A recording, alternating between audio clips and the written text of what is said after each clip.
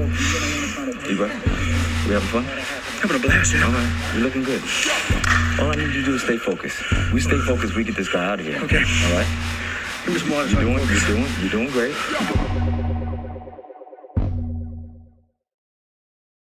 All right, sweet, man. So, Eric, how you doing, mate? How's Fight Island been so far for you? So far, so good. Couldn't be happier with Puna and his result. So he got it off, let it off on a good foot, and then getting ready for Dalsha and then Brad. But both guys have been looking good. So very, very, very happy with the progress we're at right now. Yeah. So you mentioned Puna there. He had a great victory last Saturday against Dusko. Did that go to plan exactly how you thought it was going to go? It actually did. Our game plan was not to allow Dusko to kind of move us and put us to the barrier. That, most of the fights that we watched, he dictated the center and he put guys on the warning track, and that's where he was very offensive, was moving forward. So we knew that we wanted to kind of implement our forward pressure, which Puna always does anyway. But anytime that he came into the clinch, we wanted to make sure that this guy knew that we weren't gonna allow that, and he had to pay for coming inside the clinch. So every time he got in there, he tried to get a hold of Puna and clinch. Puna hit him with something hard and made him move backwards, and we took that space away right away. So we kind of always had him on his heels, and once I kind of saw that he got him moving backwards, it was going to be a matter of time that Puna was going to find him. And I know you mentioned earlier when we were just walking up to here the time difference. How are you guys finding that? Are you adapting pretty well to it, or has it been a bit of a challenge for you? Initially, when I got here, we stayed on Vegas time, right? So I was sleeping in at like I was going to sleep like 4 p.m., waking up at like 11, 12 at night, and then kind of started my day because that's what we thought the schedule was going to be on. And then they're like, "Oh no, Puna's fight's this time," and then this. So I was like, you know what, man, I'm just gonna catch naps and sleep when I can, and try to schedule around the fighters and what they need for the day, and then just go from there. So far so good. Like today has been a little bit of a longer day, and then you always just want to make sure you're fresh for the weight cut when you have to be in there with the guys. So just trying to get naps when I can get them in. Yeah, for sure, man. I've found it a bit of a challenge myself because obviously we flew from Vegas, so it's been a bit tough adapting to it. But like you said, just have naps every now and again. Catch a nap and get it. That's yeah, it. For sure, man. But initially, I wanted to talk to you a little bit about yourself, and you've been in this game for a long time now, and I wanted to just from you just get a bit of a backstory on yourself, just like how you got involved in MMA and how you got involved in coaching. So where did it all start for you? So for me, I always assumed, just because I come from a coaching lineage of football. And I coached high school football with my uncle. My uncle was got the head coaching position at a high school. When I got out of college, I was going to school to finish up for the fire department, doing my paramedic. And he's like, "Hey, come coach." And that's kind of where I thought I was going to end up. My path was like fire department, coach a little bit of football on the side. And then, it all kind of changed right away. I started training over at Randy's gym and really fell in love with the sport, but moreover, I fell in love with the camaraderie. I missed having that team environment. I missed being around the fellas and, kind of working together to achieve a common goal. And, sooner rather than later, it was like, man, like I ended up getting a coaching position with Randy. It was like a year or two in. I was coaching some grappling, and then next thing I know, I was running the kids program, and then he's like, "Hey, can you take over the gym?" I was coaching a little bit of the fighters on the side. Never really intended on wanting to fight. I had a fight offer one time. It was for Ryan Bader, and my wife was pregnant with our first. And I was like, "Hey, babe, like, what do you think? They want me to fight Ryan Bader for like $2,000." And she's like, about ready to pop. And she's like, "Are you out of your mind?" She's like, "No, you're not fighting." And didn't really like ruin my dreams. It's never really got in the sport for. I got in the sport to just kind of better myself as a person, and I fell in love with the martial arts. It was mostly grappling to start. Then I really started, like, I cornered Ray for his last fight when Ray fought for World Series, and I wasn't really able to hold pads. I didn't know how, and that kind of bothered me. That here I am, a young up and coming coach, and I wanted to get better in the areas that I felt like I needed the work. You know, I remember seeing a coach that we had at the gym, and he always kind of coined himself as a specialty coach. And I was like, man, that kind of leaves a lot of room for growth when you hear the word specialty. Like you're just only thinking about one part of the art. So I really started focusing on learning how to hold pads in the striking game all through Ray Cepho, bugging him like, hey, can I hold pads for you? And he was the greatest. So I'd meet with Ray, you know, every Tuesday, Thursday in the morning, and I'd hold pads for him and drill, because I just felt like if I can learn everything from the feet to the floor, it was going to make me a better coach. I didn't want one of our fighters to have to go on the road and go, well, this is my ground coach, this is my jiu-jitsu coach, or this is my, you know, striking coach. I wanted to be able to go on the road and hold pads, wrap hands, cut weight, from the feet to the floor, and know it all, or have a good overall knowledge of the sport, right? So, I mean, with Ray and Dennis Davis and, you know, Randy, obviously, Mike Pyle, some of those names, Robert Follis, those guys, I think, saw potential in me more as a motivator and as a team guy. And then my skills started to catch up as the years went on. So, you know, that was really it for me. I never assumed that this would be a career for me, but I always loved being a part of it. So it was never work for me, man. And I think that's kind of where I just fell in love with it. Yeah, that's the beauty of having, well, you wouldn't really call it a job, I guess. Not at all. It's like, because you're doing what you love. Yep, exactly. And you mentioned there, like, you came from like a football background. Is it your uncle and your father coaches? Yeah, so my dad is in high school. My dad was our defensive coordinator. Nice. My uncle was our linebackers and strength and conditioning coach, and my other uncle was the dean. So I didn't get away with shit. Sometimes I got away with a lot, but for the most part, it was, you know, there was a lot of pressure on me. I was a 13-year-old kid. I got brought up to varsity my freshman year for the playoffs, and then again my sophomore year. So from freshman, sophomore, junior, senior year, I was playing varsity football. And, you know, a lot of that was hard because you're the coach's kid, and you had to show out. You had to play. You had to, you know, put a product out in the field, or you were just like you're being favored. So that always motivated me to be the best athlete out there, you know. So senior year, I ended up getting all state. I was third team all West Coast, you know, did really well.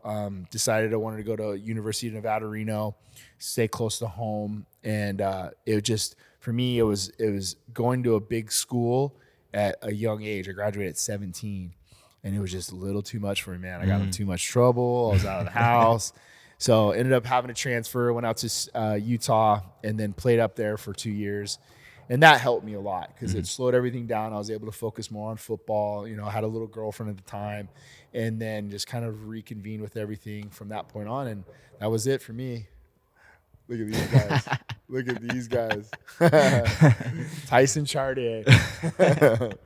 That's it. No, I know you said as well that coming from a football background, did you see an advantage in having that experience and like bringing that into MMA coaching? What kind of things did you feel that helped you in that sense?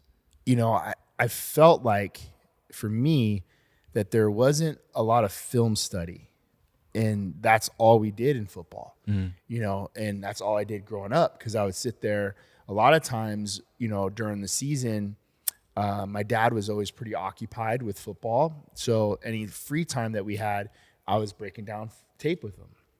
And that's really how I learned a lot about football, was sitting there. And my dad's a brilliant defensive coordinator. He was actually the first non-head coach to be inducted in the Nevada State Hall of Fame, just as a coordinator, you know. So he was very gifted.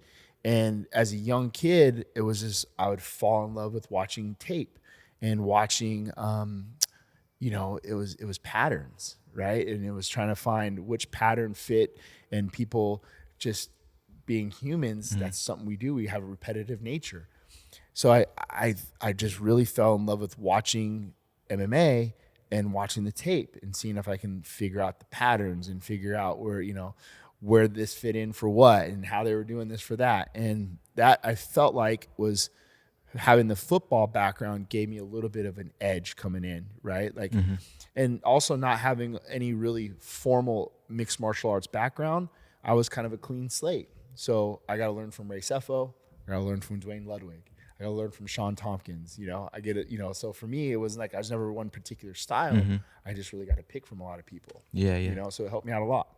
So when you first started, when you walked into Extreme Couture for the first time, and those guys in the gym, the like prestigious fighters, what was the atmosphere like when you went in there? Was it quite intimidating for you, like going in there for like the first time and seeing these guys on the mats and stuff? Just explain to me a little bit like what that was like. I'm a pretty happy-go-lucky guy. I try to get along with a lot of people, and I just was there to learn. And I think my mannerisms and the way I carried myself, I wasn't an ego guy at all. Like, hey man, I'm here to learn. And I was, about probably 230 pounds at the time, just got done playing ball. And I feel like that helped me out a lot rather than coming in like guns blazing. Yeah. Where the Mike Piles and the Jay Herons of the world kind of took me under their wing, and knowing those guys now and knowing what those guys were capable of, and those dudes didn't really take anybody under their wing. They just beat the shit out of everybody, So, but again, like I showed up just kind of humbled and wanted to learn. And really, like Mike took me under his wing right away, and Dennis Davis and those guys there. So it immediately became part of another family. So, if it hadn't been for those guys, I don't even know if I would have ever stayed there. But really, Randy was getting ready for the Tim Sylvia fight, so it was kind of a small net group. And it was just the baddest dudes of the baddest dudes that were all in Vegas, and it was unreal to be a part of. Yeah, that's cool, man. I mean, as well, like, do you feel that obviously stepping in the gym at that time in the sport when it was probably, you'd say it was a less popular sport at that time, but now with the growth of the UFC and, MMA like worldwide, how do you feel that coaching and gyms have developed over that time? I would say the biggest thing that I've noticed from when we first came to Extreme Couture to now is guys are sparring a lot smarter. They're taking care of their bodies a lot more. They're understanding that, it's not necessary to overtrain. Just the evolution of the sport in general, and thinking about how guys understand the cage more, the fight IQ, all those things, man. And I've been at Randy's for 14 years. When you think about it, 14 years doesn't sound like a long, long time, but for MMA, it really is. Like it was kind of in its not necessarily infancy phase, but it was a pretty young sport, right? Yeah. But I think that to me was, like Dan Hardy and those guys that comes to mind too. Like I remember Dan and those guys would be in the room and they would just be banging on each other. Campman, Hardy, Alessio, Jay, Pyle, and those crew, where the gym wars were happening every day. Sparring wasn't sparring to get better. You were showing up there to fight. And when you think about it, these guys are just taking years off their career, So as the sport changed and evolved over time, I think we got smarter. We understood how to take care of one another better. It was an individual sport once the cage door closes, but we're only as good as the people we surround ourselves with. It's very much a team sport. Yeah, it's very much a team sport. And once we were able to deliver that message, I think over time that more and more guys started to understand that, you can kind of see the evolution of where we once were to where we are now. For me, especially in the gym. It's like, Max said it pretty well at the end of in his post-fight interview. Said you've got one brain, save it. And because he wasn't sparring as much during his camp this time, right? So do you think that, as you said, you know now that maybe less is more in a sense? So is that something you try and implement when you're coaching your fighters as well? Honestly, it depends on the guys. Right. And I think a guy like Max has sparred enough rounds that there's a lot of things that he's already seen, and he doesn't really need those rounds anymore. He might need, more drills, more movement, noodle, whatever, non-contact things. And Max, obviously, because we saw it, is always going to have it. Now there's some young up-and-coming kids that I think still need the rounds. I still think they need to figure things out and understand, how to get out of sometimes when you have shit round, how do you pull yourself back up? How do you do this? How do you do that? And figuring out how to kind of come back from, any adversities, right? Those things I think are still important for some of the young and up and coming guys. But it doesn't mean you need to spar 3 times a week, right? You can still spar once, maybe twice a week. How do you spar? I didn't take away the 16-ounce gloves, but we spar with those 7-ounce gloves now instead on Tuesdays and Thursdays. We allow the heavyweights to still spar with 16s because they like to have that. But I feel like the 7-ounce gloves, although they're smaller, we actually take care of each other a little bit more. If you think about the 16-ounce gloves, they weigh more and they're heavier. You're swinging heavier gloves at somebody's head. So there's a lot of things to me that the big gloves don't help with. So if we're going to spar, I love guys just sparring once a week maybe, and that's better off, and substitute that other sparring day for more drills or more skill building things for that day. So yeah, I think it's where the sport's going to head to eventually, but it's going to be for guys not like the max stature, right? Who's been around the sport for a long time, and he might not need that many rounds anymore, right? He doesn't need to see. I think Robbie Lawler was doing that for a while too now, Yeah, I totally agree, because I think there's there's a certain point where you can overtrain and do more damage than's good, I guess. I agree. But because obviously we came down to Extreme Couture for a few weeks ago, just before Christmas, and we shot with Dan Ige, big Dan Ige fan, really cool dude. Yeah, great guy. I just wanted to know a little bit, because he spoke to me a little bit about maybe getting a fight out in February or around that time. So I wanted to know how his training's going and what's next for him. So he's always in the gym at any capacity, even through some of the little nicks and injuries he might have had. He's always in the gym.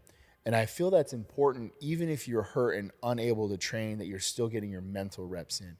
Not only are you getting your mental reps in, it also shows the team that you care enough to be there on a day that you don't really have to be, but you find yourself useful, right? Like you end up helping out a guy, or there's only so many coaches on the mat. You're able to coach in corner, and Dan, although he might not feel this way, he is sort of a veteran in the room now. So he carries himself very well. I think he carries himself with a lot of respect by the guys in the room. So he just kind of is evolving into one of those leaders that we have. So he was supposed to fight. We were actually planning on possibly fighting on the same card as Puna. That's what we were told earlier in the year. Everything kind of got pushed. We had an opponent that got pushed, and meanwhile, while we had an opponent, nothing got booked. Ryan Hall was calling him out and all this other stuff. So right before we left, I think maybe when I got here, we got the word that Ryan Hall, they offered him Ryan Hall, and he took it. So yeah, that'll be March 13th. And again, he's a stylistic nightmare, right? But they both are. Dan is, and so is Ryan Hall. So we're going to have to really sit down and formulate a good game plan. But the nice thing is when you just have a hammer like Dan Ige, you can do a lot of good things, right? For sure. And obviously, guys like Dan, you've worked with Aljamain as well. Yeah. Puna, Brad Tavares, all those high-level guys in Extreme Couture. How is it you maintain that kind of consistent level of high-level fighters, I guess? What's the secret? Man, it's tough. I think less is more. I know in 2018, I was busy. I was very busy, and a lot of travel. I had a lot of guys on the PFL roster. We had our UFC guys that were fighting. So not everything was in harmony. And I think when I kind of looked at like every facet of my life as a bucket and each one needing a certain amount of water. So I was like, hey, my family needs water in this bucket. My fighters need water in this bucket. And then, your faith, your work, whatever it may be, right? You just kind of measure those things out, what's important to you. And that started to make me understand where that time and energy needs to go. And what happened was I was just saying yes to whatever fighter that I could. And sometimes monetary value didn't make sense. Sometimes it didn't really matter. But what I found was like if this fighter didn't move me, if it wasn't like, man, this guy makes me want to get up out of bed, and this person's going to go chase some titles and they want to win just as bad as I do, I didn't want to work with them. I just didn't want to. I didn't want to work with them. When you start thinking about your time, it's the one resource in life we don't get back. So I started making that decision because I knew that time was being taken away from my wife and kids. So I really narrowed it down and try to figure out the right people to work with, the ones that motivate me just as much as I motivate them, and that's helped me out a lot in the last few years. Really narrowing that down. So I think that kind of attracts the people that you're talking about, right? Like these guys know that when I have them, I'm there 100% for them, man. I'm all in. We talk about burning the boats, and that's my thing, and that's the thing my uncle always talked about. Don't do shit half-ass. If we're gonna go, let's go full speed ahead, and let's go until we conquer it. Yeah, for sure. I agree with that in every aspect of life. And I was mentioning there a few of the high-level guys you've got in the gym, and I know you've been working with Francis as well. I just wanted to know when that kind of how that came about, how you got introduced to Francis, and how's working with him. Well, love the guy. You know, he's an amazing man. He started coming when he moved to Vegas. He kind of was in and out of a bunch of the gyms, mostly over at the PI, but didn't have a team per se. And we always had an open door for him. We had a lot of good heavyweights in the gym, and he would kind of come and go as he pleased. And our relationship was very organic. I never chased after him. I wasn't like, hey, you need to work with me, or we need to do. It just was friendly, you know? And his manager, Markel Martin, I coached Kevin for a long time, Kevin Lee. So we had that commonality. And Markel was like, man, I really would like you to start working with Francis. And I told Markel, I was like, man, I don't know. I don't really feel the vibe. Like, I just don't, like, we're cool. Like, we get along, but I just don't know how this is going to work out. And I feel like we just need to kind of make it more organic than force it. And so that was for the Cain Velasquez fight. And then he ends up fighting Junior.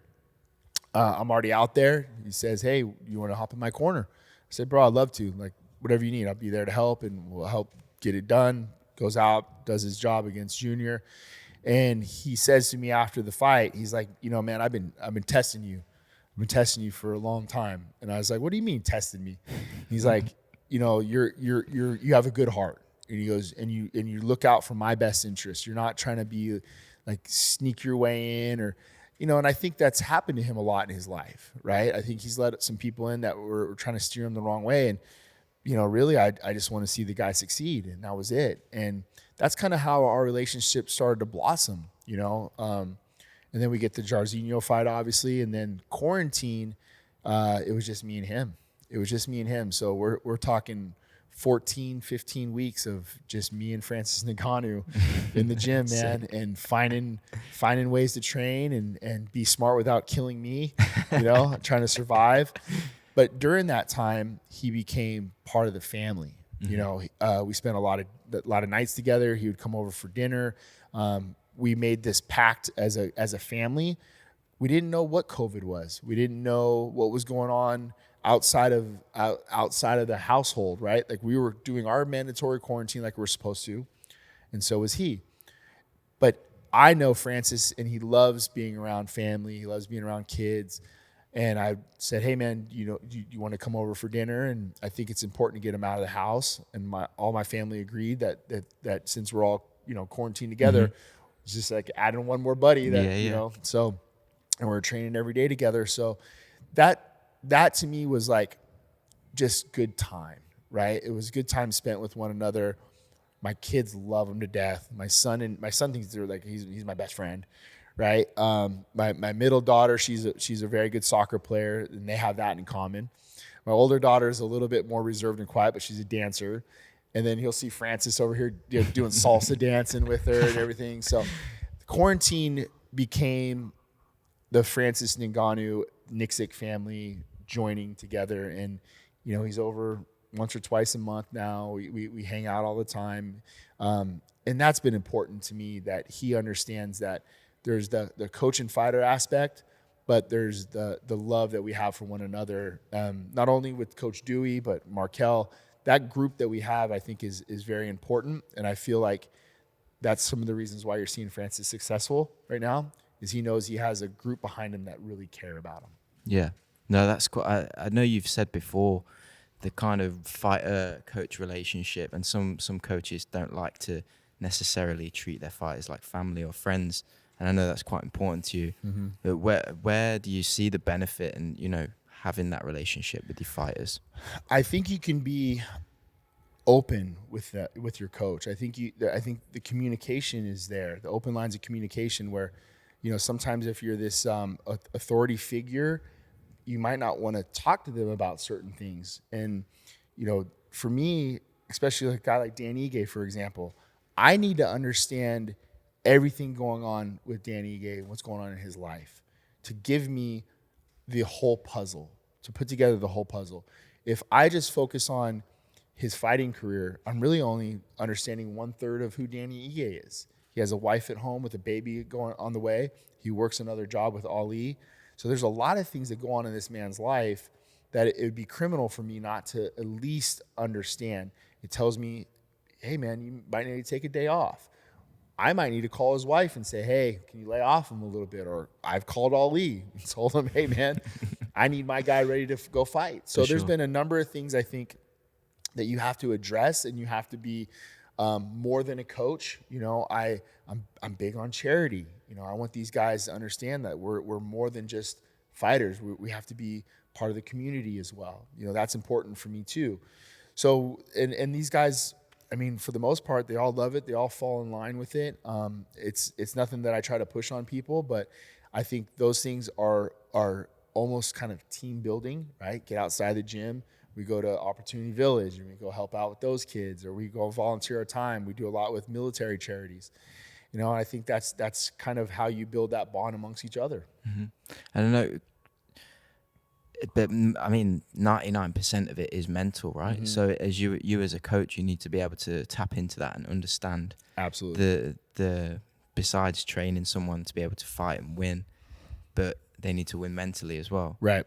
So how obviously you mentioned that you do that with Dan, but is it a technique that you try and implement throughout the whole gym through other coaches as well, and try and encourage that?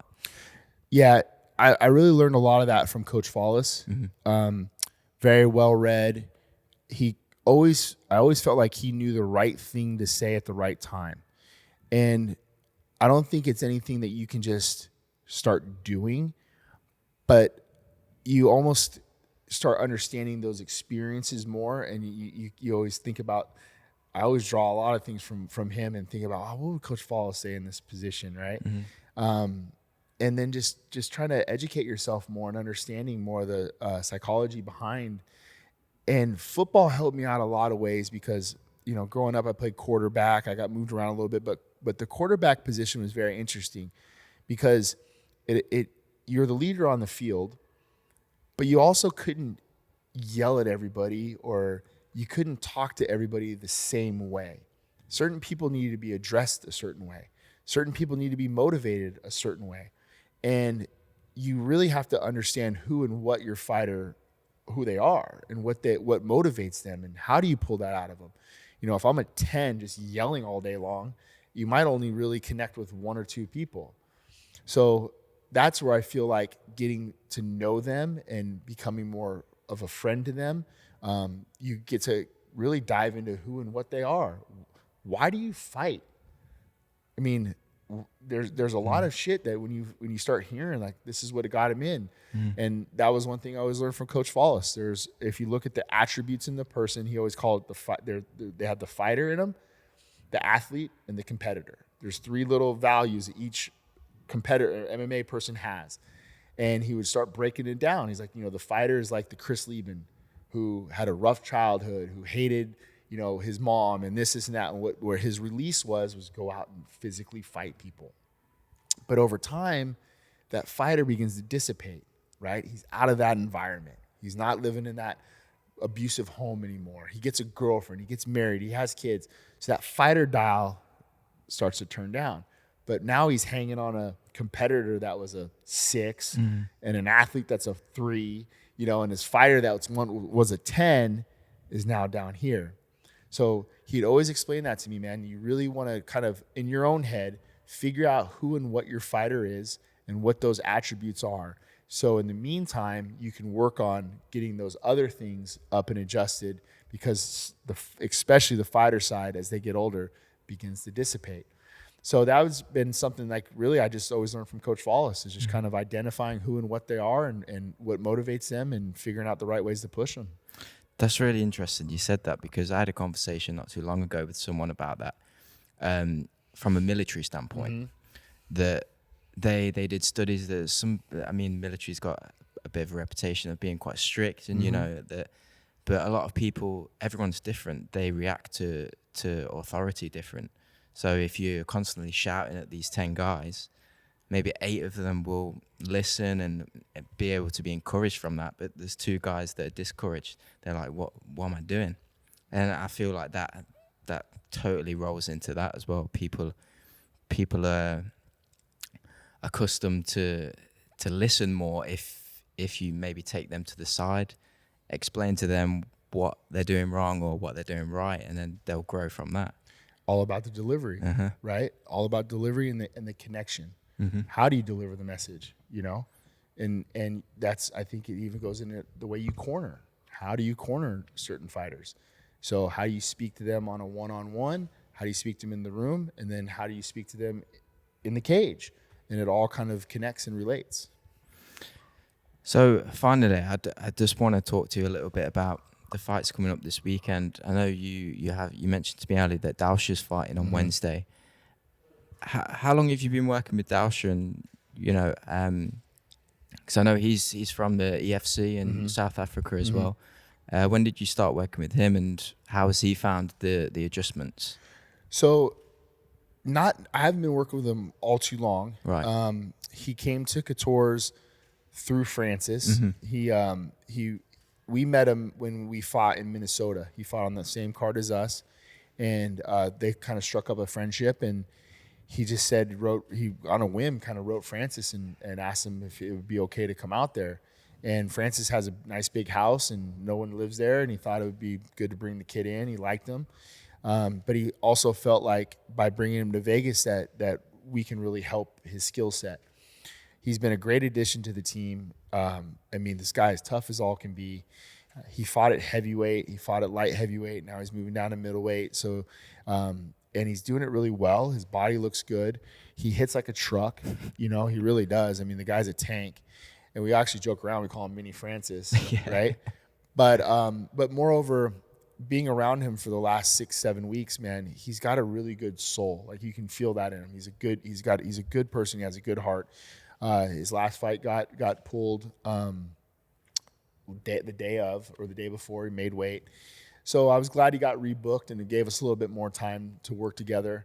And then as our opponent just kept getting switched and getting switched and getting switched. So it's hard to put a game plan together when you have 3 or 4 different guys. But what I tell him is like, look, all we really need to focus on is our cardio and our perspective. That's all we can do. We can't worry about anything else. We can skill build. Your cardio always needs to be ready, and your mindset needs to be sharp, and that's all we can control. And let's get out here and go get in a good fist fight. Yeah, man. I know. Besides Dauscha, you've also got Jessica and Brad as well. Brad, yep. So next weekend. Not working with Jessica this camp. Oh, right. Okay. Yeah. You know, we worked together for the last 3 fights. Yeah. We get along great. It just, for me, I've been so busy. There's been a lot going on with me. And, you know, I just felt that it was probably better that, because she needs a lot of your time, you know, and she'll tell you that, admittedly so. She needs a lot of that time.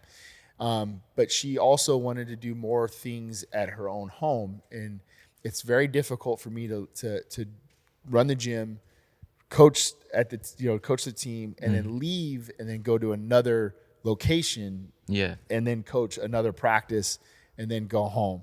So that was kind of my deciding factor on, hey, I'm gonna sit this out. I can do everything from the gym and focus on that and take care of the guys that I have.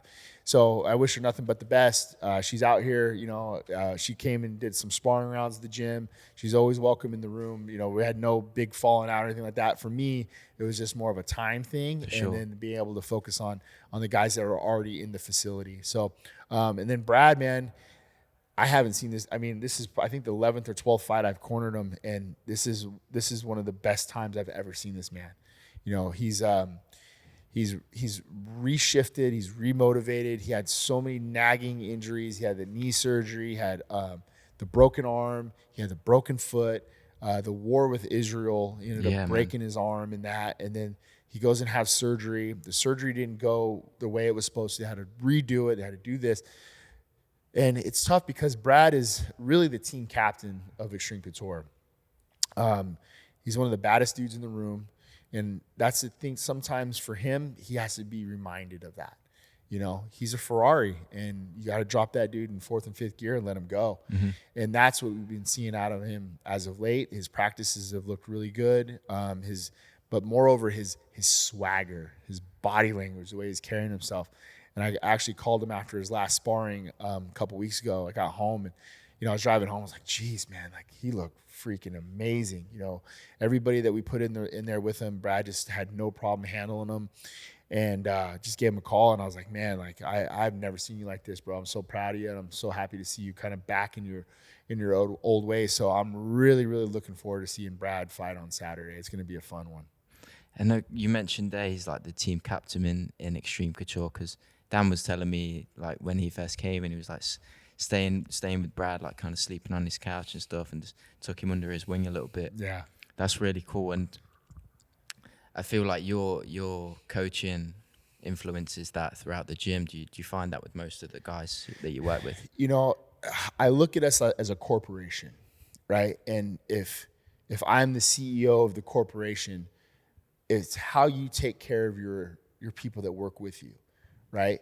If I'm trying to step over them and get myself better or use them and abuse them and treat them like shit, then that's going to tend to breed that same sort of mentality throughout the rest of the team. But if we're all trying to take care of one another, if I'm willing to go mop the mats, I'm not trying to go find the guy to go mop the mats. But if I can mop the mats, then everybody else in the room feels like they're capable of doing it too. Yeah. It's not above me. Mm-hmm. It's our gym. Let's take care of one another. And I feel like that's kind of bred our home style, our, the Hawaiian style, if you will. Everybody's kind of taking care of one another. And Brad has been that guy, man. Like, we've got a lot of really good fighters due to Brad, obviously from Hawaii. Mm-hmm. So those guys find the training, they come out, and Brad's always given them an open door. And now look at us, man. We got Kai Kamaka over there. Puna moved out from over there. Boston Salmon, Danny Ige. The list goes on and on and on. And a lot of the young up-and-coming kids, Ty Gorder, Pooney, right? Just absolute studs. And it's all really because of Brad. Yeah, that's cool, man. And like you said, those guys coming up throughout the gym, is there anyone we need to keep our eye on? And man, there's some killers in the room. I got this young kid. His name's Ryder Newman. He actually went to my high school. He wrestled at our high school. When I first met him, he reminded me a lot of me when I was a kid. And he looked lost. He looked like he was motivated, but didn't know what to do with it. And he was a knucklehead. He is a knucklehead, And I'm looking in the mirror when I see this kid. And he's like, "Hey, coach, I want to come work here, but I want to train. Can I mop the mats in exchange and this and that?" And I shut it down. Like, it never works out, man. Like, I've done this before. The guys never mop the mats. They never take out the trash. And they do all the things they're supposed to be doing. They're going to get a free membership. No, not going to do it. You need to pay for your gym dues or don't come in. "Oh, coach, well, John Ferry, he was the wrestling coach at Green Valley. He told me to come talk to you. I went to Green Valley." I was like, "Oh, shit." All right, you can start on Monday, And man, he's been great ever since. He just turned pro not too long ago. He's one of the best teammates in the gym. He works his ass off. He's hopefully, we don't know, but he did try out for the Ultimate Fighter. We haven't heard word. They loved him though.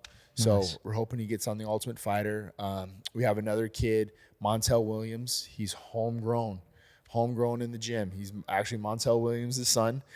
Yeah. Sweet. So, and he is the homegrown talent of Extreme Couture. He came in as a 17, 18-year-old kid, and he is an absolute killer, man. I think he's undefeated right now. I believe he's 6-0 or 7-0. Cool. Well, another Dennis Davis prodigy kid, and he's one of our coaches in the team. So those two for sure are some of those like young guys that aren't in major organizations to keep an eye on. Miles Hunsinger's another one. All these guys are getting their fights through LFA, hopefully some Contender Series fights, but really like those three to me. We got another kid named Juan Camilo, 125er, and he's 4-0, has two belts, I think it is now. Beat Eric Shelton in his last fight. So he's another guy rising up through the ranks, and Nice. I think that's been the beauty about for me with Extreme Couture has been like almost the farm system, right? The amateur team is full of killers. We have a great coach in Roman Isbell, Dennis Davis, obviously, and then the rest of the guys in the gym, and just breeding those young kids up, and then they're just going to be the new crop of guys that are going to come through Extreme Couture. Sweet, man. That sounds really cool. I wanted to, you just mentioned there about the kind of undefeated, because I know Puna got asked a question at the post-fight interview about having an undefeated record and having that O on your record. Do you feel like for a lot of fighters that carries a lot of pressure, or do you see it as, as an encouragement not to lose it? I think it can go both ways. And there's some guys where I remember them losing and thinking to myself that I think that loss is going to do them a lot of good. And when you say that, it's usually a kid who maybe didn't train as hard as he should have. Maybe didn't do all the right things leading up to. Maybe he didn't make the weight correctly. There's a number of things that happen that sometimes it's like MMA karma hits you in the mouth. It's like, you know what, you're going to take this L because of X, Y, and Z. And then there's those guys that like Puna, he does all the right things, and it's MMA. Like none of us would be surprised if the Dusko won that fight, right? Like, I mean, these are talented guys. Things happen with 4-ounce gloves. So to be able to navigate most of your career and keep an undefeated record is very, very rare. And I think it's just a matter of how you handle those losses. What is your response? And some, I think, need it early and figure out how they respond, and then how do they bounce back, So, I think it might obviously add a little bit more pressure to some. And with Puna, you don't feel like there's much pressure on him. He'll tell you there is, but he's the most happy-go-lucky kid you're ever going to meet. And I'll tell you what, man, when you get the raps on that kid and you tell him he's going to go in a fist fight, I've never seen anybody flip a switch like him. It's crazy. Yeah, man, his knockout the weekend was sweet. But yeah, no, I wish you all the best for the next coming week with the fights that you've got. And it was a pleasure to talk to you. And I appreciate you, brother. Yeah, thanks for having me. No worries, man. Yes. All good. Thank you. And take care. I'll speak to you soon. Thanks, Jamie. Thank you, man.